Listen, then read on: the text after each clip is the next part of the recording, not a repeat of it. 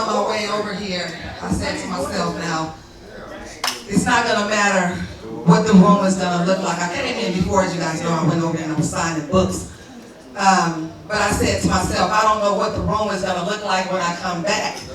But come on in. This is my youngest daughter and my son-in-law. Most of you guys already know them.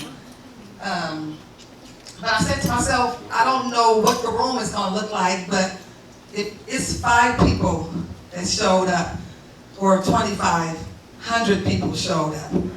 I'm not going to worry so much about the quantity. My husband and I, we talked about quantity versus quality just this past week, as a matter of fact. So it doesn't matter if it's 5 of us that showed up versus 2,500 of us that showed up. It's all about the quality. You know, I'm sure you guys agree with me, right? And that's the quality in the services that you are given. Look for the quality in the food that you eat. Cat Fitness share that with us, guys. He's a health coach. The quality in the relationships that you find yourself in. Look more so for the quality versus the quantity. And this is something that's important to me, that I always acknowledge God, no matter what I'm doing, no matter where I am. You know, sometimes people may get that mixed up, thinking, you know, if I'm going to go to the bar or to the club, I can't talk about God. I can't even think about God. We have to separate that. But I beg to differ with that, because God should be present in your life regardless, wherever you are. Yeah, that's right. So I'm gonna ask my DJ, and I hope he has a nice gospel song. But you know, again, what I'm gonna do too. I will apologize, but I take that back. Ask for forgiveness. I'm not gonna apologize for anything having to do with God. So let me change that word. Ask for forgiveness if I'm going to offend anybody who doesn't have a relationship with God. I'm going to say that flat out. You guys can walk out the room. You can go to the bar that's behind this wall. You can go to the restroom. You can go sit out there with the water. You know, if this is something that you guys don't find is important. And again, I'll ask you for forgiveness. I'm not going to ask you for your permission, because you're not going to tell me no. But anyway. Something about that name, Jesus. You guys hear that song? Listen to those words. It's the sweetest name I know. This is just our way of welcoming God into our space. Not leaving God out regardless. But if it's somebody that's here that got it all figured out, I want you to raise your hand. You got this thing figured out and you can do away with God. I want you to raise your hand. What about if you were the one that caused the rain to come out of the sky today? If you that bad, I want you to raise your hand. There's something here. It was a couple of topics that we were going to shed light on tonight. One was, if you're dating and you're not necessarily wanting to commit, how do you communicate that to the other person that you are in the relationship with? 6 months into our marriage, I discovered he was down low. And so because I was a devout Christian woman at the time, I believed it was a sickness from his trauma past, and that if we were going to survive our marriage, we would go through intense amounts of therapy. We would see the pastor at the church that married us, and we would just figure it out. So I prayed and I said, you know what, God, I'm going to give this 5 years, because my favorite number is 5, and 5 is the number of change in numerology. So I'm going to give this 5 cold, hard, tough years. 5 years you changed. And on the 5th year wedding anniversary, I was hit with 12 felony charges. So I knew it was time to go. A couple weeks after that, we separated, and of course, it's, you know, it is what it is. So now it's been 5 years, and I started dating, and I discovered for me that dating isn't for me. I am going to attract the man of my dreams based on my self-love. And as of September, I did. So I have a very I have a very different approach where it's really like, when you're aligned and you know who you are. A lot of the times we get into these relationships and we still think that we're human and our trauma comes in, but baby, you are spirit first. Ooh. And if your spirit left this body and this mind would cease to exist. So by aligning with your spirit, you are now asking all of the source field energy within you to bring you exactly what is necessary to carry you into your commitment. And then I'll just stop that there. I think that we all want to be in relationships where everything is full of honesty, right? We all I don't think anybody goes into a relationship or into dating or anything thinking, I'm gonna come at this with lies, but then sometimes people get caught up, or I don't like to necessarily always talk about side chicks because I have a client, I've had several clients over time where it's oftentimes a side dude. And so it is not always the man with the side boo thing. Sometimes it's the girl. And I think that if we want to get love, and if we want to get,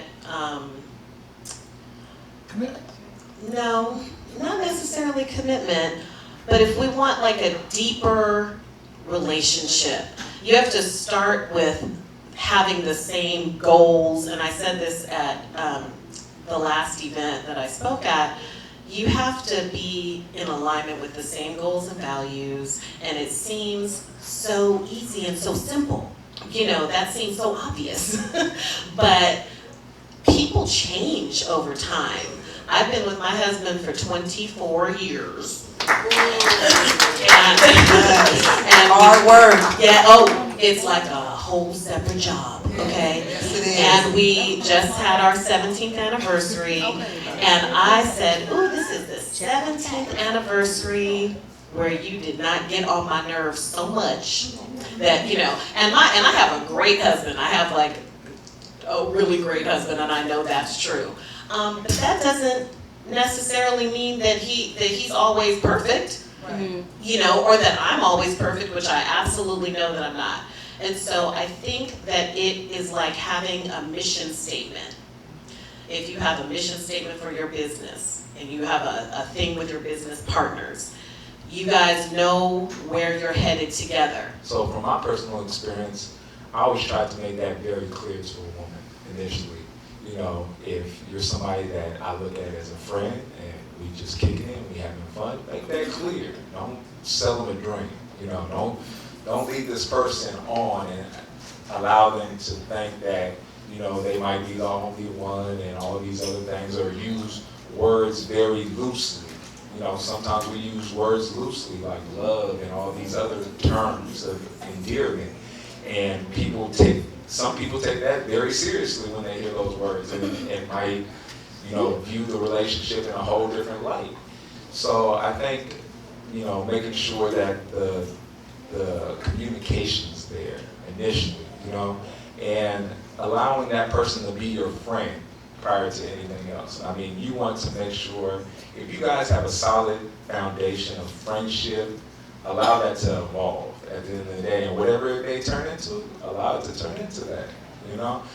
When you try to make something when you try to make somebody into something, I think that's like when women see men to have potential, like, ooh, he looks like a good husband. He has all these qualities. He has a good job. He has this. He has that.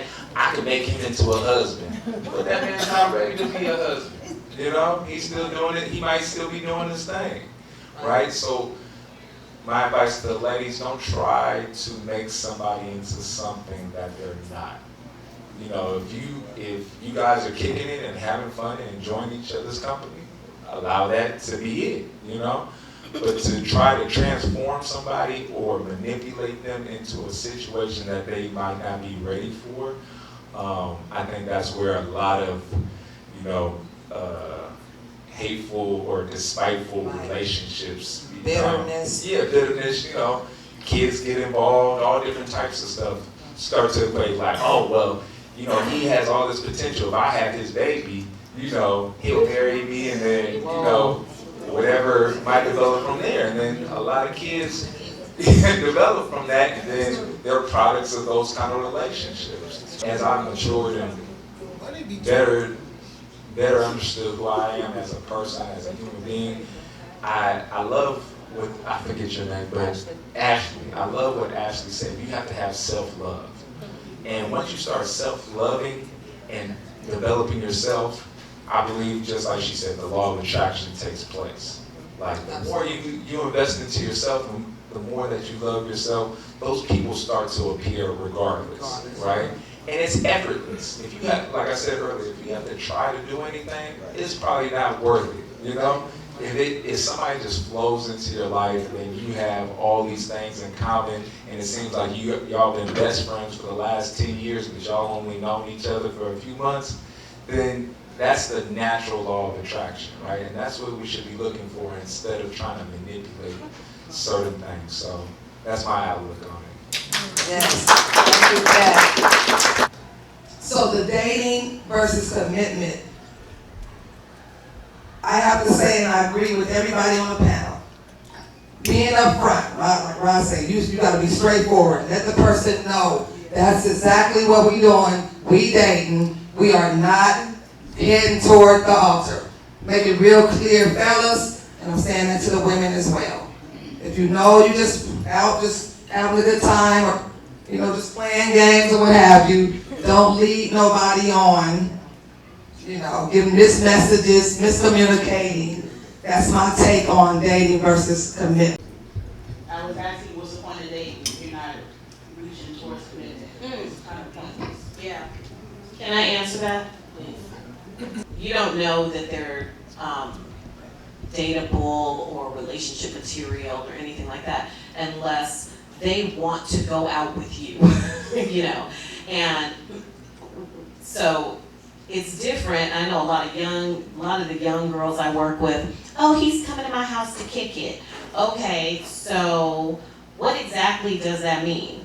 Like, is he just wants to put his feet up on your table and eat your food? Or is he making it really clear that he wants to take you somewhere? Or he wants to go on a walk with you? Or some way to get to know you better? And that's the only way, you know, that's the reason why people date. If you want to be in a relationship, date that person, you know, and make sure that person wants to do that, wants to date you. It's about what is required for your highest level of joy. It's about what you need for your healing. It's also about your grieving process. I say this. Date yourself first, and then you'll figure out the point of dating.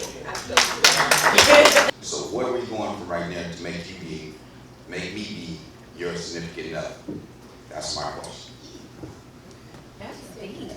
That's a good one. Wash over me, Jesus.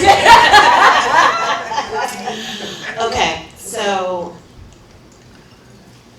why have you been with her for 7 years if she's not good enough to do you know what I'm saying? Because it sounds like you have standards that she's not meeting yet. Because you said, you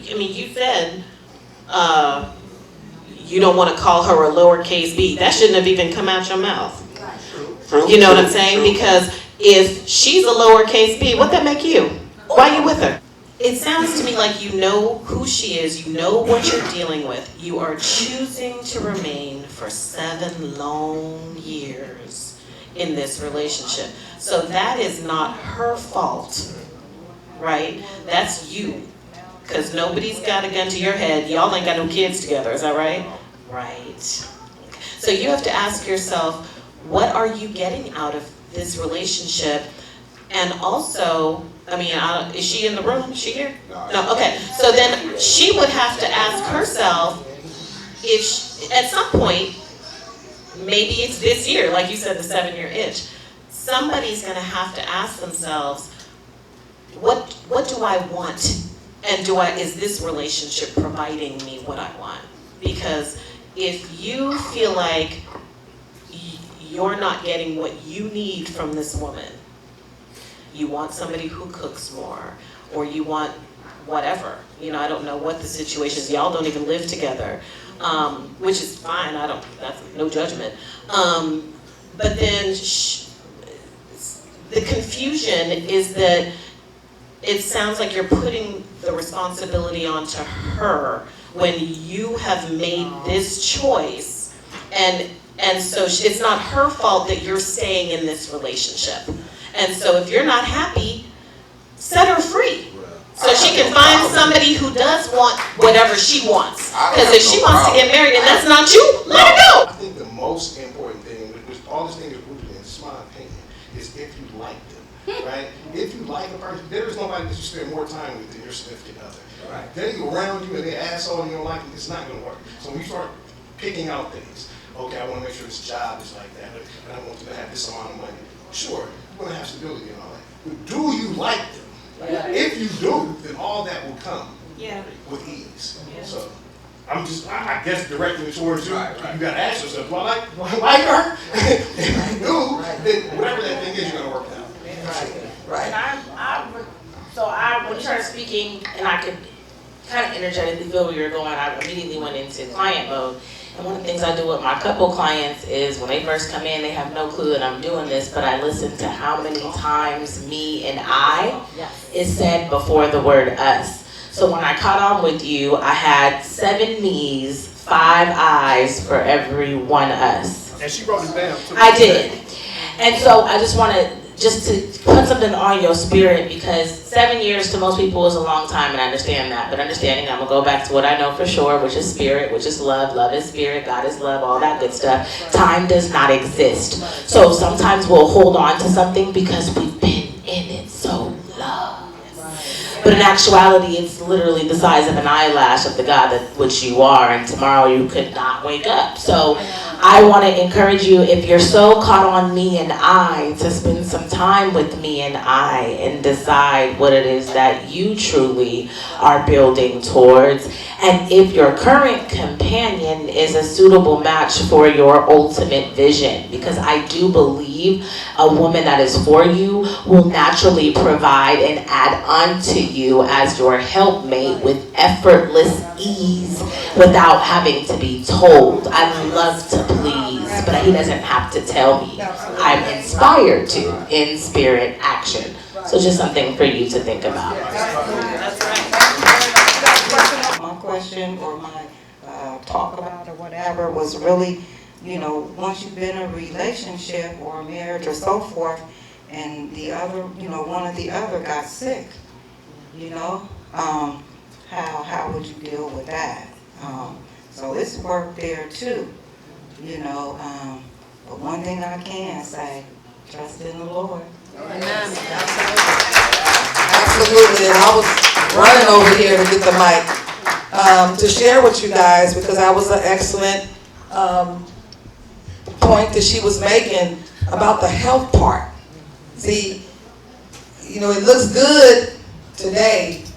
I got my skirt on, y'all. I think I'm popping the most. And if I ain't gonna say my husband because he's crazy, but I still got. I'm 53, you guys, but I can still get down there. I can, trust me. But we change, we get older, and I think that's one of the best parts. I say, God, He's amazing. He's just amazing. When I said I do, oh my goodness, it's just almost like it's just an instant power, an instant blessing, an instant gratification. All that just comes over you when you say I do. And I ain't taking nothing against, what Ashley said about, being married before and her marriage decisions and things like that. But I'm here to tell you that marriage is good. And I'm going to have to give my mic to that couple that's sitting over there. I'm going to have to do that after this, you guys, because, like she said, my mom and, our grandmas, we can learn from our elders and the things that they've gone through. So, he shouldn't have to ask me, honey, did I take my medicine? Like Charlotte over here said, I'm going to have his back. I'm going to let him know, what medication. I'm on it before he asks. And my husband will vouch for it. Honey, tell me if I'm wrong. What time is it? Well, yeah, right. Got to take that medicine. But I'm his backbone. So that's the glory I'm going to have to say of marriage. Marriage is spiritual. Right? Marriage is spiritual. And it's something about that magic. I think for me, when I think longevity, and it is so my desire, I feel like I was born a wife. And so that's been most people want to live their life and, I want to do this, I want to do that. I feel like, I know that I can do everything without a man, right? But I feel like I'm supposed to be doing it with my husband. So in my mind, I don't look at it as this longevity situation. More so, I like you very much. Let's see how today goes. And I'll ride that train till the wheels fall off. That's just mine. I'm sure when I get knee deep in, 10 years in, it may be a little different. But from the single, because I'm technically single, even though I'm in a committed relationship, from a single woman's perspective that does not have the covenant of marriage, the protection of marriage, the inspiration of marriage, I would say that I like you very much. Let's see how today goes. Part of it is just making a decision to stick it out. Because like Sheila said, we've all said, it is not always rainbows and unicorns. It is not always a walk in the park. And so you have to have a decided heart to stay, and to see the best qualities in that person, the thing that brought you to that person to begin with. But also too, you have to have your own life. You have to have your own interests. Your whole world cannot revolve around somebody else, because that's way too much responsibility, way too much pressure for the other person. If you are all about, what you want to eat, where we gonna go, what we gonna do tonight, where you going, what you doing, blah, blah. Right. No, that's just too much. So you have to have your own interests, your own life, etc. Right. And also, I think, Ron said this, everybody said this, you have to deep down inside like that person, because it is a partnership. Yes. I don't care if you call it a marriage, I don't care if you call it a domestic partnership, whatever. This is a life partner, and you can't be in any kind of partnership with somebody that you don't like, that you don't want to talk to, that you don't want to spend time with, that you're not friends with, that you don't have the same life mission for. You guys have to have that same mission in common. One of the things that I felt that I met my wife at the age of 14, right? I met her in one of our freshman classes, right? We went to high school together, and I didn't start dating her until my senior year, right? She rejected me twice. I asked her out, she had a boyfriend 2 of the times I asked her, and not until my senior year, she was available, right? But over the 20 plus years we've been around each other, right? You have to be knowing that Not you, panelists. I'm sorry, the noise in the back. Okay. People are going to develop and go through different stages in their life, right? And you have to just be open to know that if your significant other is going through something, that you gotta just let them go through their own experience, their own journey, right? And whatever they're going through, they have to figure out within themselves where they're at, and is it worth continuing, right? And if you guys can constantly gravitate back towards each other, you know that's the one, right? If it's some point in your life that you find yourself going through something, and this might be a time where you guys gotta release and move on to that next chapter in your life, don't hold on to that person. Let them go. You know what I'm saying? It's like, sometimes I think, you know, people stay in relationships because that's where their comfort zone is, because they're so familiar with that one person that they allow fear to overwhelm them. It's like, well, I don't want to go back out into the dating scene. I don't want to start all over. I'm just going to stick it out. Well, I've seen relationships, even for the long term, you know, people that have been married for 30 plus years. Are you happy? Are you with your friend? Are you waking up enjoying your life every single day when you see this person? Or is it something spiteful? Because that can also make you sick, depressed, high blood pressure, cancer develops from all that, sickness develops from all that. So really know that when you're in these long-term committed relationships, people go through things.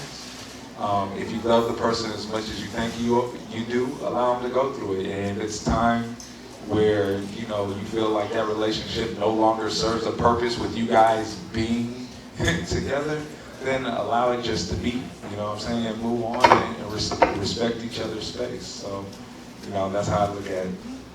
Tell us your name. Michelle Ross Yates. Michelle Yates. Ross Yates. Yes.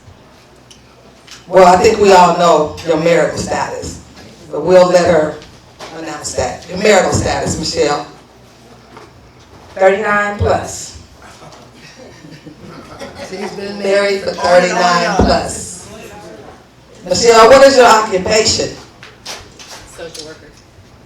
Yeah. I do in-home care, foster care, daycare, and shelter. I got 4 jobs. So, if you were to ask God to bring you any car, any vehicle, year, make, and model, and I respect how you feel spiritually, tell me what that would be. Just let me get home to you. Say that again. Just let me get home to you, God. It doesn't matter. Okay, All right. you Okay. looking for 2018? Oh no, it could be a 1975, right? But it still won't get her there. Yes. Okay. So we understand that Michelle trusts God that whatever He brings her gonna be exactly what she needs. Was that fair to say? Okay. I'm So, telling you that Lincoln is it. I concur. well, Michelle, I would like to basically challenge you. Okay. You know, I appreciate that you've been married to that man for 39 years. So evidently you're doing something right, sister girl. So to get another 39 years, that's what I challenge you to do. To continue to be that shine. Continue to be that pristine person. Be that person that when you walk into the room, you know, this is how I want you to remember. Because if you're driving that kind of car, that's how you got to show up. Right? Because I truly believe, and I've said this before, and you guys can write this down, how you do anything, hold on.